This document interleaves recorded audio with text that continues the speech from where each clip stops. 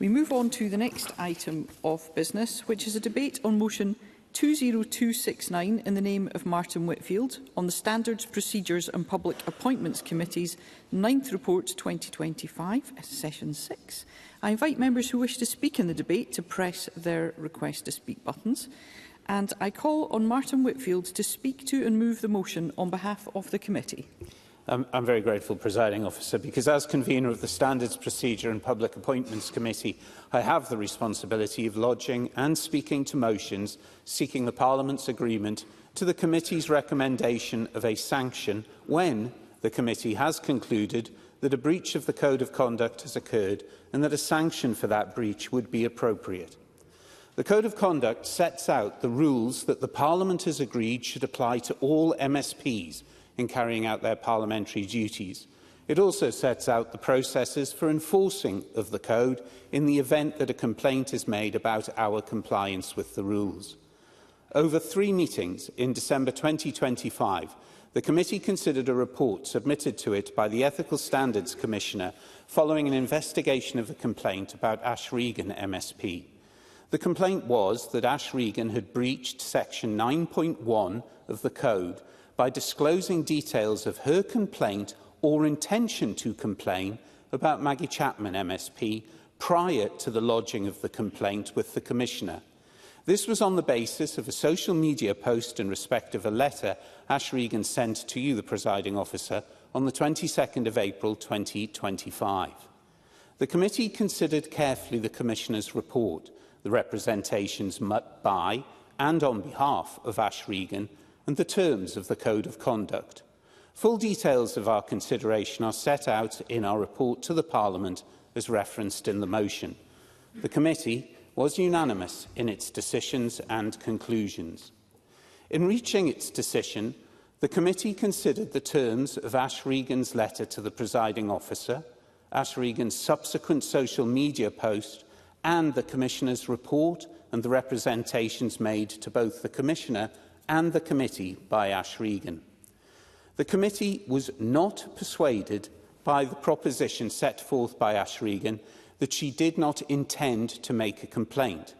The letter to the Presiding Officer includes statements such as, and I quote, formally raising concerns, unquote, and, quote, respectfully request that the matter be considered by the relevant parliamentary authorities, end of quote. The committee further noted that email correspondence to the Presiding Officer and to the clerks of the committee referenced a, quote, formal complaint, unquote. The committee considered that any objective reading of the letter, covering emails and social media posts, would be that there was, at the very least, an intention to make a complaint about the conduct of Maggie Chapman MSP. For these reasons, the committee agreed with the Commissioner's conclusion that Ash Regan's conduct in posting her letter to the Presiding Officer on social media constitutes a breach of paragraph 9.1 of the Code of Conduct. The purpose of the provision at 9.1 of the Code is to protect the integrity of the system for investigation and consideration of complaints about MSP conduct, a matter to which the effective conduct of the Commissioner's investigations and the position of all those involved in the complaints process are relevant. I'm happy to take a short intervention. Graham Simpson.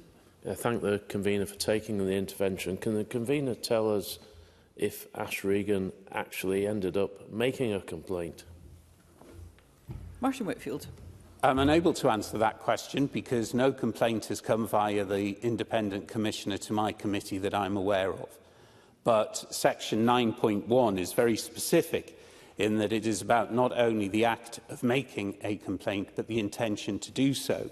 And the reason for that, if we go back to previous sessions and earlier iterations of the committee I have the pleasure to chair, wrote that the committee condemns in particular any breach which risks causing reputational damage to another member in advance of a proper investigation.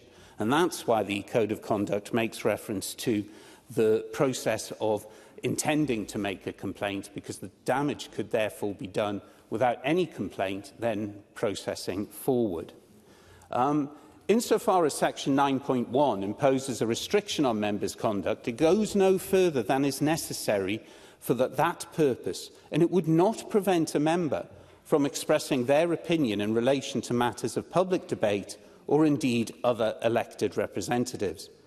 The committee concluded that the breach in this instance was sufficiently serious to merit the recommendation of a sanction and, on the basis of the facts and circumstances of this case, determined the most appropriate sanction available to it was exclusion from meetings of the Parliament and its committees for 2 sitting days, with those days being a Wednesday and a Thursday. The committee considers this period of exclusion to be proportionate, in that the recommendation of any sanction is an extremely serious matter. The committee also considers that the period of exclusion would not be detrimental to the Parliament's opportunity to consider the general principles of a Member's Bill, of which Ashregan MSP is the member in charge. Members may wish to note that the recommended sanction does not entail withdrawal of the member's right of access to the parliamentary complex, to any of the parliamentary services or facilities, including the right both to lodge motions and questions over that period. And with that, I move the motion in my name. I will do if you're very quick, Mr. Liam Kerr. I'm very grateful. I'm genuinely listening to this and trying to work out what's best to do here. And I wonder if the convener can help me understand something. People watching this will say a sanction has been applied for breach of the rules, and that is to be 2-day suspension. People will have been watching earlier on and said that a Cabinet Secretary has been found on 2 counts to be in breach of the Ministerial Code and presented before this Parliament to give a statement and do the remedy that was advised in that. And I worry that people will be looking at this and saying, is this a proportionate sanction that is being handed out by the committee? Can the convener help me understand? Martin Whitfield. I could certainly endeavour to do so, but I have no intentions of stepping across the First Minister's responsibility for the Scottish Government and the Ministerial Code of Conduct. And in the way I've articulated the proposal for the motion today, along with what's in the committee's very full report, I would draw attention to the fact that as a committee, we do not follow precedent in a strict form, but we do, of course, look at previous incursions across this. We also look at the circumstances of the very specific case that's before us, because under natural justice, that's what we not only are expected to do, it's what we should do. And I would draw the members' attention to paragraph 26 of the report, where it said the committee considered a number of factors in what it considered to be an appropriate period of exclusion, which is what appears in the motion, and this included whether there were any mitigations that could be taken into account. And the report and the sanctions that are proposed in the motion today were unanimously decided by the committee. I hope that assists the member in his thinking, and in that I will formally move the motion, Presiding Officer, in my name. Thank you. And I now call on Ashregan to speak to and move amendment 20269.1. Thank you, Presiding Officer. Over the last decades, public trust in this Parliament has declined significantly. And that is every member's joint responsibility. Confidence in this institution is now at its lowest point since devolution began, dropping 20 points in just 10 years. And I think Scots expect their Parliament to act to their values in their interests. And today, many are unfortunately questioning whether we still do that. Transparency is central to building and sustaining trust, and over 90% of Scots value openness in public decision-making, and honesty, clarity and accountability are values that should guide how we all operate.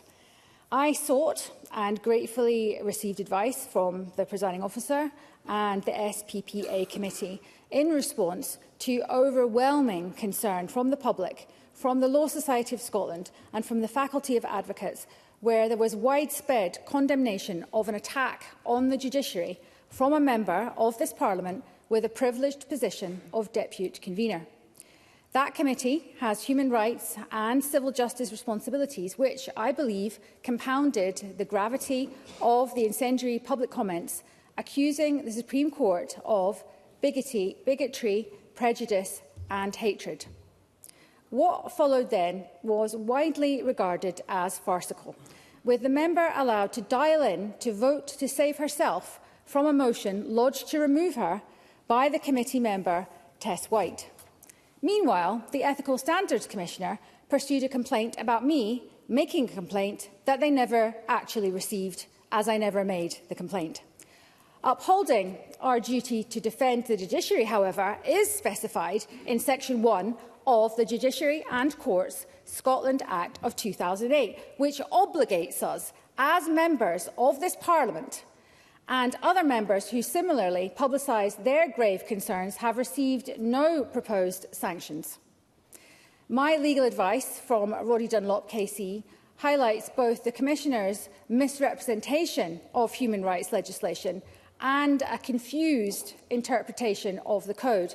The logic, and I think it's been repeated again here by the convener, appears to be that publicising anything loosely interpreted as the intention to complain would then impact a potential ESC investigation, despite that clearly never commencing because there was no ethical standards complaint in order to trigger one. So, after 6 sessions of this Parliament, there remains no convener code for committees that I or other members could have used, despite unanimous agreement on the criticality of committees for an effective legislature. And I will also make Parliament aware this is not the first complaint against me to ethical standards since I lodged the consultation on my unbuyable bill. This process has been ongoing for over 7 months now and concludes with a proposed sanction just as I prepare for a critical Stage 1 debate and vote, which was supposed to be next week. And advancing a bill of this nature against the roots of male violence against women has been extraordinarily challenging, despite supposedly being a priority in this Parliament for women and girls across Scotland and those across the world who are trafficked here, groomed and coerced in our own towns and cities. And despite the barriers that I faced, including having no NGBU resource that other members have enjoyed for their members' bills, I'm working to hopefully make meaningful legislative change that this Parliament and the country can be proud of. Holyrood was designed at the outset to be more transparent, to be more participatory and more accountable than Westminster. And every single member in here has a duty to protect these principles, not to undermine them. If I'll get the time back, Presiding Officer. Rachel Hamilton. So, in Ms Reagan's letter to your office and the SPPA committee, it did express concerns about Maggie Chapman's attack on the Supreme Court and requested advice, not action. Now, regarding what Mr Whitfield said, I would be interested to know, can the member say if there was no intent to complain, but an intent to seek advice, meaning that the Code of Conduct was not broken on that intent? Ash Regan. To the member, I did not send a complaint to the Ethical Standards Commissioner, and both the SPPA committee and the presiding officer, I believe, read my letters as an attempt to seek guidance. So I hope that clarifies for the member. I believe that as members of this Parliament, we shouldn't fear communicating freely with the public on important matters that they think are important about what is going on in here. So the motion before you all this evening, it isn't just about sanctions for a social media post. It's about whether we are consistently upholding accountability and maintaining public trust in this institution. Thank you. Can I just ask Ms Regan that you move the amendment? Thank you, Presiding Officer. Thank you. And I now call on John Mason. Thank you, Presiding Officer. Just to be very brief, I have to say I find this an extremely strange scenario. We have one MSP over here who is seeking to undermine the judicial system of this country. We have another MSP over here who has made a minor technical breach of the Code of Conduct. The convener made a couple of interesting quotes which jumped out at me. Damage could be done. Well, I would suggest to him that the damage could be done is by that MSP, not that MSP. He talked also about natural justice. Natural justice would do something with that MSP, not that MSP. So what do? We ignore the substantive issue and we jump on a minor breach. This seems to be very much the case of forgetting the spirit of the law and focusing far too much on the letter of the law. Or to put it another way, we need to get things into perspective. So overall, I would suggest that we accept that Ash Regan did breach the code, consciously or not, I do not know. But I suggest we admonish or reprove her and do not suspend her. Thank you. Thank you. And I call on Martin Whitfield to wind up. I'm very grateful, Presiding Officer, and can I thank those who have contributed to this debate. Section 9.1 on the enforcement of the rules states that members must not disclose, communicate or discuss any complaint or intention to make a complaint to or with members of the press or other media prior to the lodging of the complaint or during stages 1, 2 and 3 of the procedure for dealing with the complaints. The reason for the requirement of the intention of making a complaint, because as I read out from Session 5's report, if it is published and is protected that you can say there is an intention to make a complaint, then damage can be done to a member to which they have no ability to answer without it being in the public domain. Now, members may have concerns over actions of other members of this chamber and within this Parliament. There are procedures available and open to them if they wish to pursue those. What was referenced to us from the complainer was a specific complaint about the breach of publicising an intention to make a complaint. And as the committee concluded, we considered that any objective reading of the letter covering emails and social media posts would be that there was, at the very least, an intention to make a complaint about the conduct of Maggie Chapman. And the purposes of our discussion in relation to what the sanction should be was that we considered a number of factors in what considered to be the appropriate period of time for the exclusion, taking into account that the member was sponsoring a bill. And this included whether there were any mitigations that could be taken into account, and we found none. And therefore, unanimously, we proposed the sanction that appears in the motion today, and I would urge the Chamber to reject the amendment and support the motion from the committee. I'm grateful, Presiding Officer. Thank you. That concludes the debate on the Standards, Procedures and Public Appointments Committee's 9th report 2025. It's now time to move on to the next item of business, and there are 4 questions to be put as a result of today's business. The first question is that motion 20208 in the name of Karen Adam on behalf of the Equalities, Human Rights and Civil Justice Committee on civil legal assistance in Scotland be agreed. Are we all agreed? The motion is therefore agreed.